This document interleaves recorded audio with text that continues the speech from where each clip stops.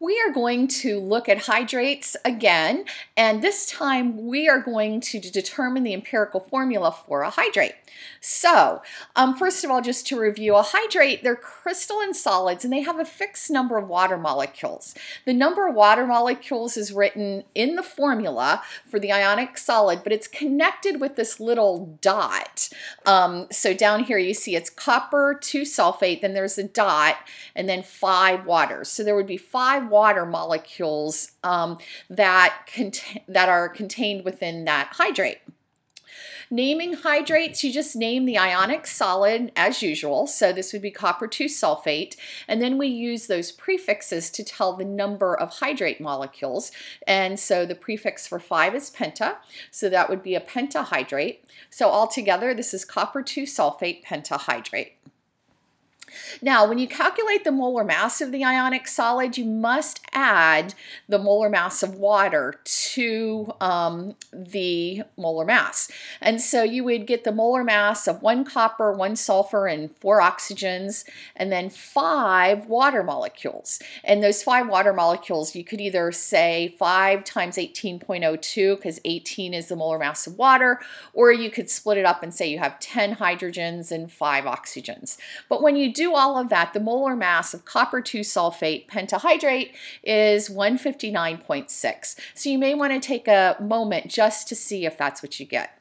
Now, when we write a formula, so for instance, for this one, Epsom salts is magnesium sulfate heptahydrate. And what you would do to write the formula for this, it would be magnesium sulfate. Magnesium is +2, sulfate is -2, so it's MgSO4. Now for our hydrate, hepta, that's 7 waters. Now, if we wanted to calculate the molar mass, it would be 1 magnesium, 1 sulfur, 4 oxygens, and 18 waters. No. Oh my goodness. 7 waters, excuse me. Getting ahead of myself. Okay, so magnesium's molar mass, let me see here, is 24.3. So 24.3, and 1 sulfur, which is 32.07, and 4 oxygens, which will be 64. And now the 7 waters, it'll be 7 times the 18.02. 18.02 is the molar mass of water. And then when you add them all up, that would be the molar mass for Epsom salts. Okay, so now we're going to do something new with it. We're going to determine the empirical formula for hydrates. Really, it's nothing new because now you know how to do empirical formulas and you understand hydrates. So now we're going to combine the two. All right, the hydrates are going to lose their water when they're heated. And after they lose the water, what's left over is called the anhydrous salt. And the mass that it loses after heating is the mass of the water that was in the hydrate. Okay, so what about determining the empirical formula?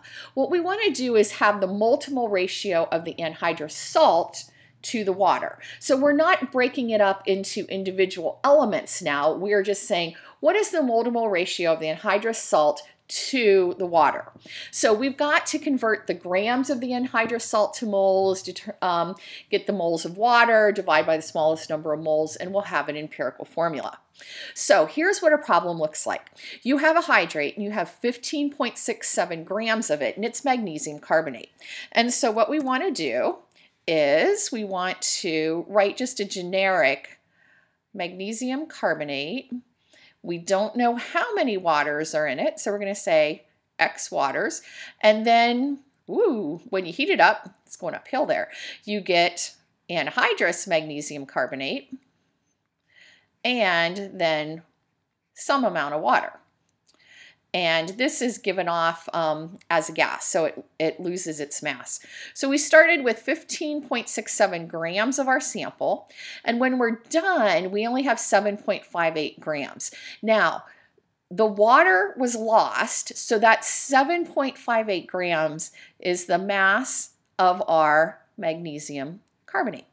Now this didn't react with anything, and so whatever mass was over here equals the mass over here. So how much water was lost? Well, it's 15.67 minus 7.58, and I come up with 8.09 grams of water. All right, so first of all, make sure that you understand what's happening in this step. Whatever mass is left after heating is the anhydrous solid, and then however much mass that it lost is the mass of the water. Now that you have the mass of the anhydrous salt and the water, convert both of those to moles, divide by the smallest number of moles, and you'll have your mole to mole ratio. So let's go ahead and do just that. All right, so 7.58 grams of magnesium carbonate. And the molar mass of magnesium carbonate is 84.31. And when we take 7.58 divided by 84.31, we get 0.0899 moles. Let's go ahead and get moles of water. We have 18.09 grams, that's a grams, of water. And we're going to divide by the molar mass of water, which is 18.02 grams. And we will get moles of water, which is 0.449. All right, to get an empirical formula, you get moles of everything that you're interested in. So we got moles of our anhydrous salt and moles of our water. And now we're going to divide by the smallest number of moles. And so when we do 0.0899 is our smallest number of moles up here. And we get a 1. And when we divide the water by 0.0899, we get a 5. All right, so the formula for this hydrate is, I'm going to put it up here. Our answer is, it's magnesium carbonate